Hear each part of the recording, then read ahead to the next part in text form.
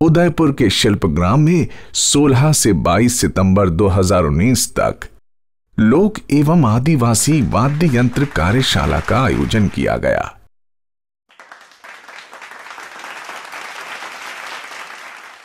इस कार्यशाला में राजस्थान, गुजरात, महाराष्ट्र तथा गोवा के लगभग 80 वाद्य यंत्र व उनके वादक कलाकारों को आमंत्रित किया गया।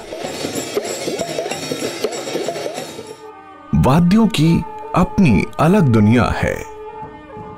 समयानुकूल और परिस्थिति जन्य तत्समय के वातावरण एवं परिवेश की परिकल्पना से प्रेरित होते हैं। एक सप्ताह की इस कार्यशाला में केंद्र द्वारा 80 वाद्यों का प्रलेखन विशेषज्ञों के सानिध्य में किया गया तथा प्रत्येक वाद्य की बनावट, उसके वादन की तकनीक और उससे जुड़ी कथाओं का फिल्मांकन किया गया।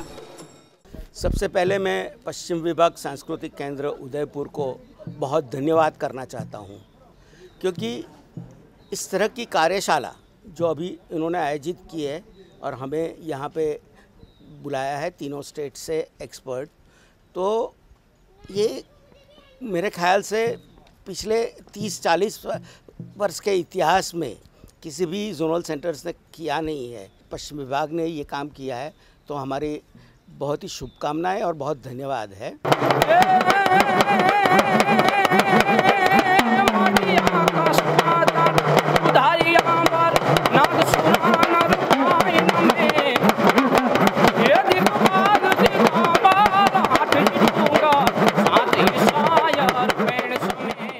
भारतीय संस्कृति और भारतीय लोक रंगभूमि बहुभाषिक है और यही पश्चिम क्षेत्र सांस्कृतिक केंद्र ने उदयपुर ने मन में ठा लिया कि हम ऐसा कुछ तालयंत्री वर्कशॉप यहाँ पे रखें कि जो गोवा, महाराष्ट्र, गुजरात और राजस्थान, इन 4 राज्यों के लोक कलाकार, आदिवासी कलाकार, इनको यहाँ पे बुलाया और उनके वाद्यों का एक वर्कशॉप करे, जो कि लोगों को पता चले कि ये वाद्य कितना महत्व रखते हैं लोक संगीत में या लोक संस्कृति में।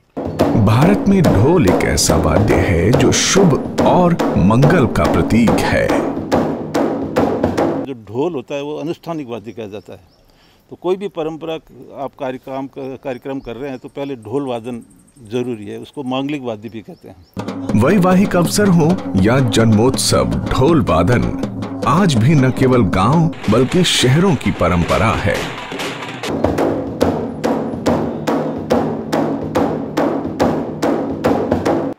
होड़ी में बगाड़िया मेड़ा में आज सागनू लाखड़ो सामड़ी बकरानी पट्टी मारने सिखा ली। आदिकाल से संगीत मनुष्य की प्रकृति का एक अंग है तथा उसकी असीम संवेदनाओं को प्रतिबिंबित करता है। सामवेद की रचना इसी अवधारणा की संस्तुति है।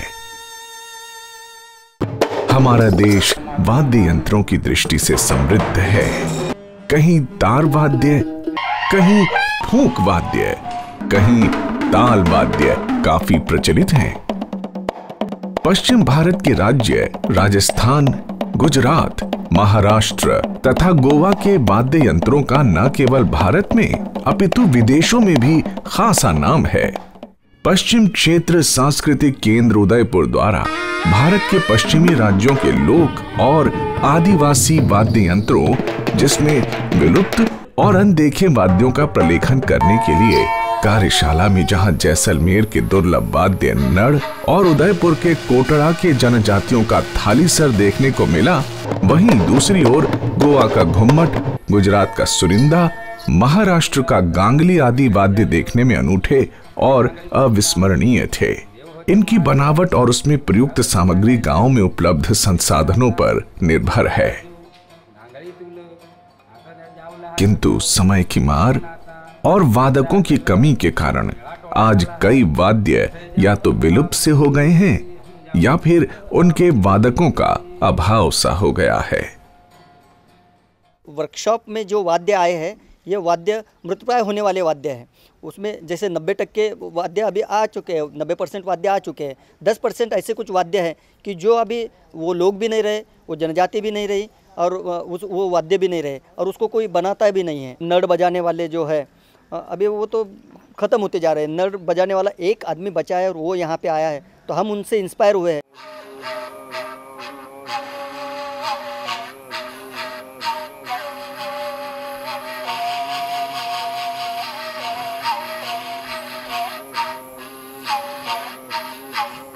जी ये नड़ है कंगोर का। ये कंगोर का झाड़ होता है, उसमें दुकान वाले जाते काटते, फिर दुकान में ले आके इसको बनाता है। रंगीन बनाता है, बहुत अच्छा बनाता है, सुंदर बनाता है। पाकिस्तान में बने, यहाँ तो है ही नहीं। ये शौक से मैं सीखे बस। नड़ में हर लोड़ाऊ धुन बज रही है। जब भी बजाओ एवड़ में जाओ तो साथ में काक में रखे बकरी तरह धनु बोरे ना बैठो टिब्बे पर मतलब बजाओ। राजस्थान के रेतीले दोहरे जहां अपनी खूबसूरती के लिए विख्यात हैं, वहीं इसकी गोद में पलने वाले लोक कलाकार लंगा मांगणियार और उनके साज अपने आप में विलक्षण हैं। किसी भी सभ्यता की पहचान उसकी परंपराओं, विरासत, साहित्य और संगीत से होती है। राजस्थान और गुजरात में समान रूप से बजाया जाने वाला रावण हत्था के मूल में पौराणिक कथा जुड़ी है। लोक देवता पाबूजी की कथा कहने के साथ भोपा भोपी रावण हत्था बजाते हैं। सिंधी सारंगी या कमायचा, सुरिंदा हो या फिर खड़ताल, मुरली, सारे वाद्य बनावट सजावट में तो विलक्षण हैं ही। इनके सुर कानों में हमारी समृद्ध लोक संस्कृति का माधुर्य सा घोल देते हैं।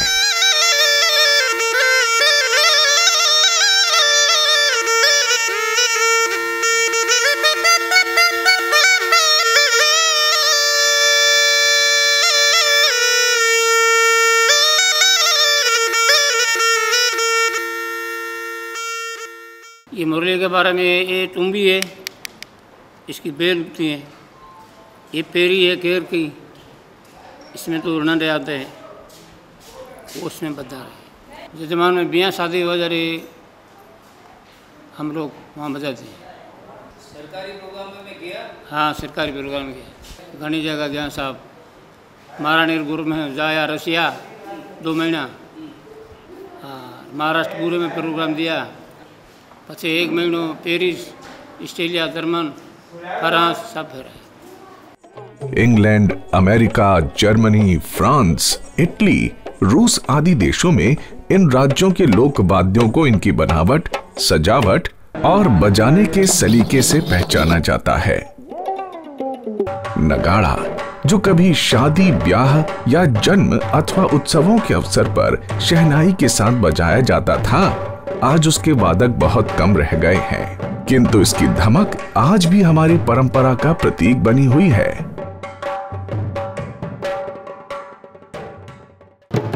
मारवाड़ अंचल में ऐसा ही एक अनूठा वाद्य है, मटका ढोल। मिट्टी के मटके के ऊपर सिर पर चमड़ा मढ़कर इसे बनाया जाता है। माटा है पाबूजी महाराज का, मिट्टी का बनुड़ा है, बनाया मिट्टी लाया में वो मोल ऊपर चमड़ो है सा, चमड़ो बकरे रो है। सौंदर डेम्बो नित्य जोटे धावे, सौंदर डेम्बो नित्य जोटे धावे, आ धावे तो देवल सिंधिया सारती, बाबूजी ओ तोरी आरती।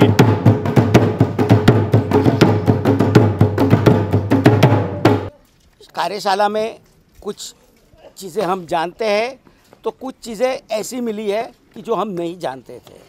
दूसरा, इससे ये भी हो सका है कि न सिर्फ वाद्य जो मृतप्राय है या आगे चल के थोड़े ही दिनों में उसकी लाइफ ख़त्म हो जाएगी, उसको तो अपनी ये नई ज़िंदगी शुरू करने का एक मौका है, पर उससे ये भी है कि वाद्य को इकट्ठा करके, हर एक तरह के वाद्य को इकट्ठा करके एक नया फॉर्म बाहर आएगा। उससे लोगों को तो बहुत फ़ायदा होगा, लोगों को बहुत जानना मिलेगा, पर सबसे ये है कि ये जो बजाने वाले कलाकार हैं जो बहुत ही ख़राब परिस्थिति में है, उनको भी कुछ काम मिल जाएगा और अपने देश की ये संस्कृति बहुत समृद्ध होती चली जाएगी। कार्यशाला में ऐसे ही 2 विलक्षण वाद्य भी देखने को मिले जिनका मूल स्थान अफ्रीका में माना जाता है। गुजरात के तटीय क्षेत्रों में बसने वाले सिद्धी समुदाय द्वारा अपने आराध्य बाबा गौर की उपासना में की जाने वाली धमाल में मलुंगा और माय मिसरा का प्रयोग देखने को मिलता है। गुजरात के ही जनजातियों का वाद्य पावरी और तारपा अपनी सुंदर बनावट से अलग पहचान रखता है।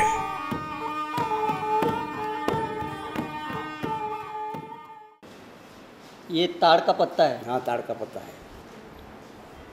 और ये हेलाना सिंह है। हेलाना सिंह भैंसे का है। ये इधर से आवाज़ नहीं निकलता है। हाँ, इधर से निकलता है, इधर से निकलता है। आ हो सकता है नहीं। इसको क्या बोलते हैं? हाँ, ताड़ा बोलता है।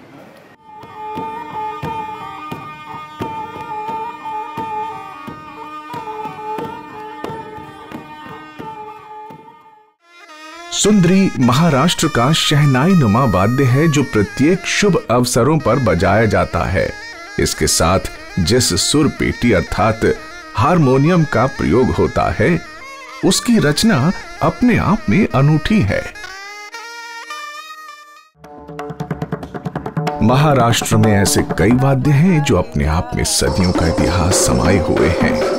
इनमें रण हलगी, शंख, तुतारी, रणसिंगा उल्लेखनीय हैं। वहीं घांगली, धनगिरी ढोल, तारपा आदि वाद्य वहां की जनजाति संस्कृति के वाहक हैं। ये 12 महीने बजाते सर। हो, मृत्यु के समय तो वो उसका बहुत ये है, इम्पोर्टेंट है, बहुत महत्व है इसका। जो आदमी मर गया ना, वो मर जाने के बाद वो बजाने वाले को आदमी को पहले ढूंढते हैं।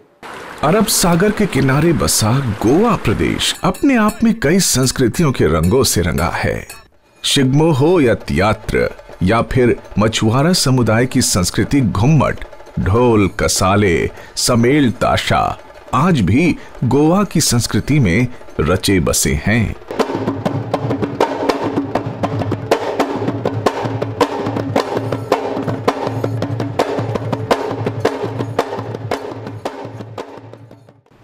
ये गोवा की मिट्टी से बनाया हुआ वाद्य है। तो ये जो चमड़ा है उसको हम कोंकणी में घोरपड़ जिसे कहते हैं और इंग्लिश में मॉनिटर लिजर्ट जिसे कहते हैं, उससे बनाया जाता है। ये मेनली गोवा के गणेश चतुर्थी के टाइम पे बजता है। जब आरती करते हैं गणेश जी की, तब इसका इस्तेमाल ज़्यादा किया जाता है। यह कार्यशाला न केवल वाद्यों के प्रलेखन तक सीमित रही, अपितु इसके वादक कलाकारों और उनके साजों के बीच एक सामंजस्य स्थापित करने की पहल की गई, ताकि आने वाली पीढ़ी इन वाद्य यंत्रों के वादक कलाकारों के बारे में जान सके और इनकी सुमधुर ध्वनियों, उनके वास्तविक स्वरूप को आने वाली कई सदियों तक जीवंत बनाए रखे।